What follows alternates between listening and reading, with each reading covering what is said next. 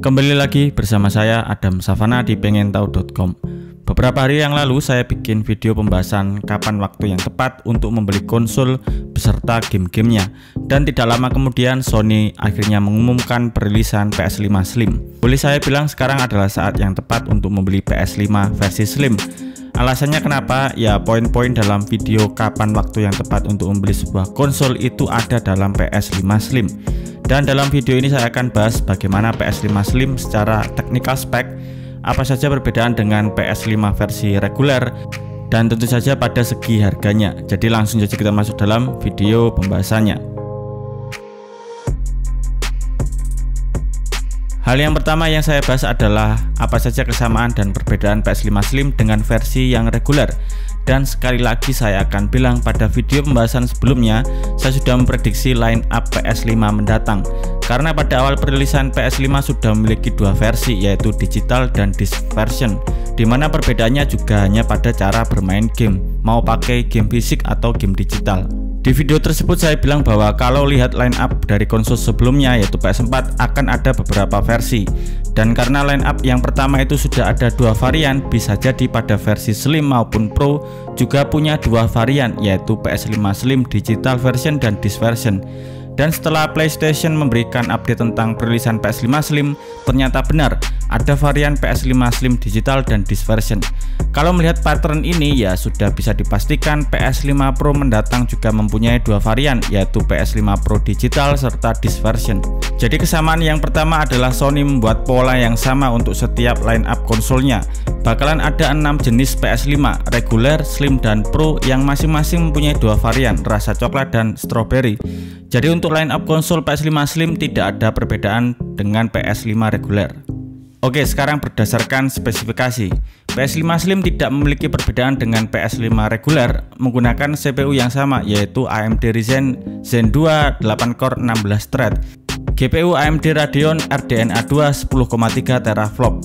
Sistem memori 16 GB, video output support 4K 120Hz up to 8K, audio output 3D audio teknologi. Yang membedakan di sini adalah kapasitas penyimpanan, yaitu 1 TB untuk PS5 Slim yang sebelumnya hanya 525 GB untuk PS5 reguler. Yang kedua juga ada perbedaan port, di mana PS5 Slim mempunyai dua port USB Type-C di bagian depan. Satu kali super speed USB 10 GB per second, satu kali high speed USB yang sebelumnya dipisah, satu USB Type-C dan Type A pada PS5 reguler. Sedangkan pada bagian belakang masih sama, menggunakan dua port USB Type A super speed 10 GB per second. Perbedaan yang ketiga bisa saya bilang ini adalah inovasi terbaru yang terdapat dari PS5 Slim. Sony menuliskan spesifikasi untuk disc dan digital version, disc drive port equip dan disc drive port, disertai gambar disc drive yang bisa dilepas. Karena pada digital version itu dituliskan disc drive port, bisa diambil kesimpulan perbedaan ini hanya cara Sony menjual konsolnya. Bisa langsung menggunakan disc drive atau tanpa disc drive, tapi ada alternatif untuk digital version, bisa dipasang disc drive. Jadi disc drive-nya dijual terpisah atau bakalan ada third party yang menyediakan disc drive untuk PS5 Slim digital version, mungkin dengan spesifikasi dan harga yang berbeda. Inovasi ini menurut saya pribadi sangat memudahkan gamer dalam membeli konsol PS5 Slim. Jadi lebih fleksibel, mau beli langsung dengan disc drive atau beli yang digital version dengan alternatif suatu saat kalau mau pakai disc bisa membeli modulnya secara terpisah. Konsepnya sendiri hampir sama dengan DualSense Edge, di mana modul analog bisa diganti. Atau antisipasi saja, misalkan dalam jangka pemakaian yang lebih lama, disc drive bisa diganti jika sudah mengalami kerusakan. Selebihnya masalah bentuk fisik PS5 Slim lebih kecil 30% dengan perbandingan berat 18% untuk digital version dan 24% untuk disc version dibandingkan dengan PS5 versi reguler. Lebih tepatnya kira-kira 2,6 kg dan 3,2 kg. Perbedaan bentuk fisik yang lain, PS5 Slim menggunakan 4 cover, masing-masing 2 cover di bagian atas dan masing-masing 2 cover di bagian bawah. Sony membuat desain cover yang bisa diganti-ganti menjadi lebih fleksibel lagi karena ada 4 macam cover nantinya. Untuk controller masih sama, yaitu menggunakan DualSense. Sony tidak memberikan DualSense Edge atau controller terbaru. Kemudian informasi tambahan untuk PS5 Slim adalah dijualnya secara terpisah vertical stand yang terbaru. Kalau dilihat secara visual, vertical stand menggunakan bahan plastik di tengah dan bentuk bulatnya menggunakan metal. Kalau pakai stainless steel sih bakalan terlihat sangat premium. Karena dijual secara terpisah, Sony juga memberikan gambaran bagaimana cara meletakkan PS5 Slim jika tidak menggunakan vertical stand, yaitu terdapat seperti pengganjal berupa klip di bawah covernya.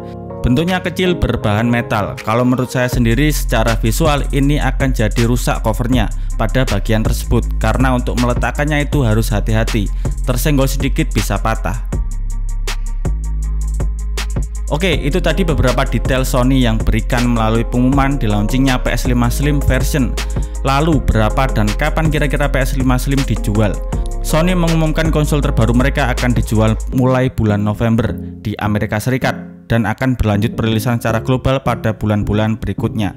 Dengan harga untuk disc version 499,99 USD atau senilai kurang lebih 7,8 juta dan digital version di 7 jutaan.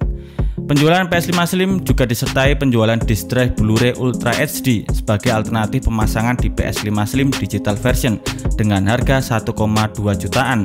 Kemudian ada juga vertical stand yang dijual dengan harga 800 ribuan. Dan yang terakhir, mulai tahun 2024 Sony akan mendistribusikan cover PS5 Slim dengan berbagai varian warna mulai dari harga 800 ribuan.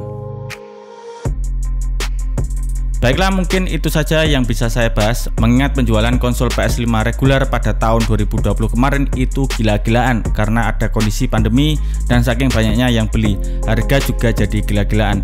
Menurut saya sendiri PS5 Slim baru bisa kita beli di Indonesia pada tahun 2024. Bisa jadi Januari atau Februari, dan tentu saja saya berharap dengan harga yang masuk akal, sesuailah dengan konversi nilai mata uang. Jadi siapkan uang dan bonus-bonus kalian di akhir tahun ini. Terima kasih yang sudah nonton dari awal sampai akhir. Tinggalkan pendapat kalian di kolom komentar. Saya Adam Sawana, sampai ketemu di video selanjutnya.